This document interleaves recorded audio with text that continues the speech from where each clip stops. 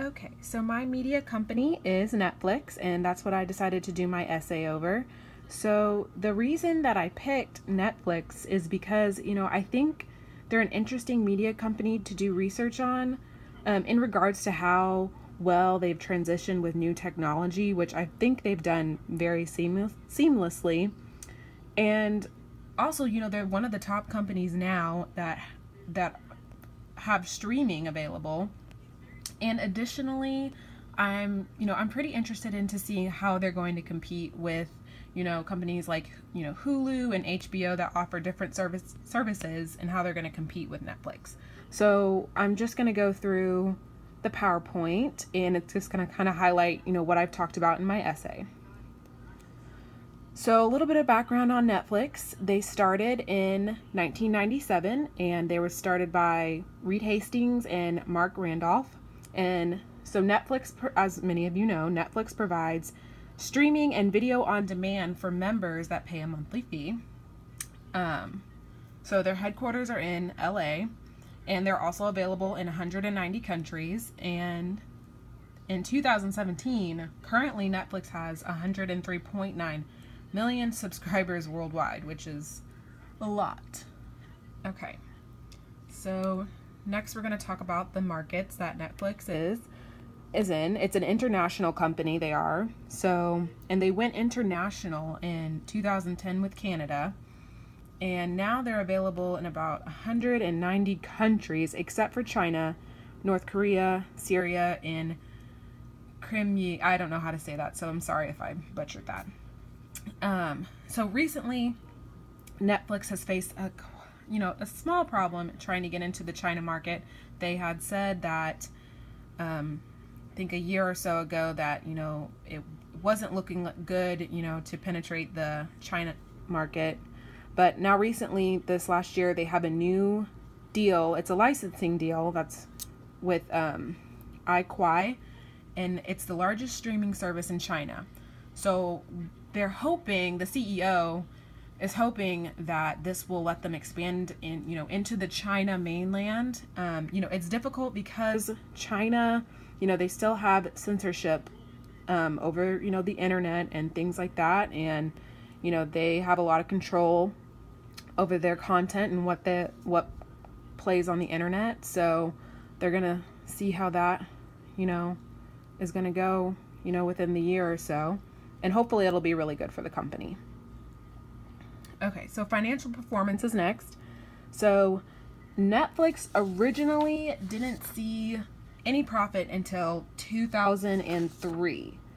And so they were actually losing money up until this time. And it really, it wasn't good. But in 2003, they started to go up. This is kind of like the .com era, and everyone is, the internet is really expanding. And a lot of their revenues, they come from, half of it comes from the United States, and, the other half is, from, also from international. That would be from 2010 and on. So now they're obviously making more money now that they've expanded to, other countries. And also with financial performance, they do spend a lot of money on producing original content. So original content for Netflix would be, shows you see like Stranger Things and Orange is the New Black.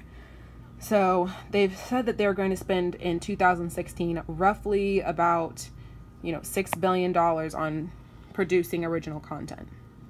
Currently right now they just posted their second quarter report, and that was last week. And, they're surpassing what they were originally, people said, they were estimated to be at. Their revenue right now is $2.79 billion. And then they were projected to have an estimate of $2.76 billion. So they're doing pretty well. So, it's only the second quarter right now. So, things can happen. And also with that, they've added 5.2 million in total memberships. So it's looking good for now. But, things can change, as with anything in the economy. Ugh. So next we have their business model. So Netflix is a a subscription business model, sorry. And so what that is, you know, if you have Netflix, you pay a monthly service fee. It used to be $7.99. So, and in 2014 it was $7.99, and they increased it to $8.99, and they had other customers that were also, they were grandfathered into that as well. But now, starting in 2016, they have changed it to where their pricing model is $9.99 for everyone, or you can choose to upgrade to a premium package, and that's $11.99. And they're essentially the same now. You know, just the premium has, you can watch in HD. That's the only difference. Also, their target audience is people who want an easier, faster way to watch shows and movies, you know, at their convenience. And that's been what a lot of people have watched, or a lot of people have wanted, you know, with, you know, there's other competitors like Hulu and HBO, but also Netflix, their original series was one of the first series, House of Cards, to win an Emmy Award.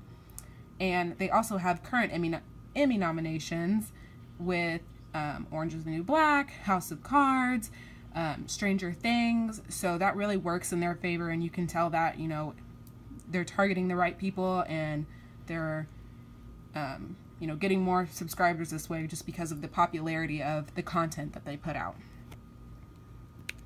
Okay, next is regulatory structures.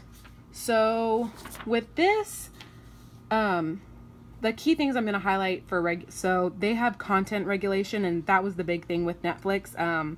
As with China, you know, it's one of those, you know, tough things that they can't, the things that they put out, they have to abide by China's censorship laws. And, you know, China has a lot of content regulation, and a lot of Netflix shows cannot be seen in China, so they have to pull them. Another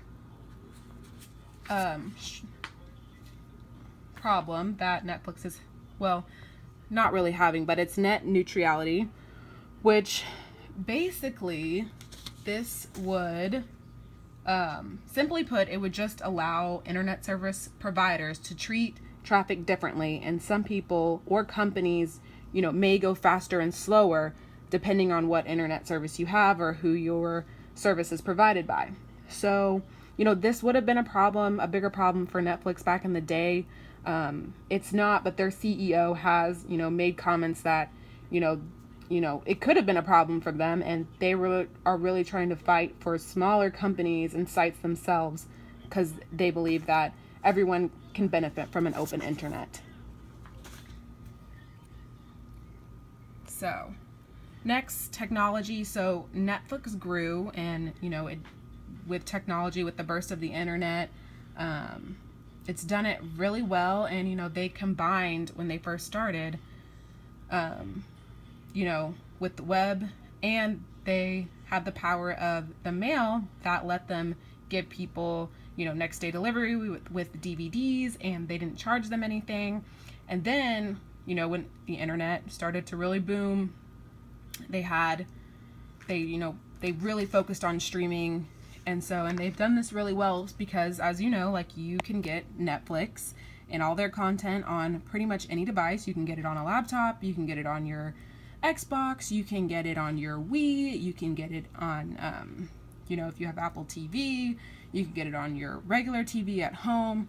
So, you know, it's really nice for anyone that is on a time crunch. You don't have to abide by, you know, your local television and when they want to play. So when they want to play certain shows at certain times. So I think this has really benefited them. So in all, the key ideas that I want to hit are, you know, just the penetration of the Chinese market that they're trying to get into right now. And, you know, they believe that, you know, with their new licensing deal, that they're going to do that, and it's going to expand in the mainland of China. And so it's also going to be interesting how, you know, they keep up with their competitors like Hulu and HBO, and, you know, what the company is going to bring, you know, in the future, and what they're going to offer. Because, you know, like Hulu offers, streaming of shows that are shown on TV the next day. And, you know, more importantly, the media economy for Netflix has done great and with offering its services. You know, Netflix offers on multiple platforms like Xbox, like I mentioned, your phone and your tablet. So it's done a great job keeping up with technology and its changes, and it's really made itself a tough competitor. So, yep, that's my project. So, thank you.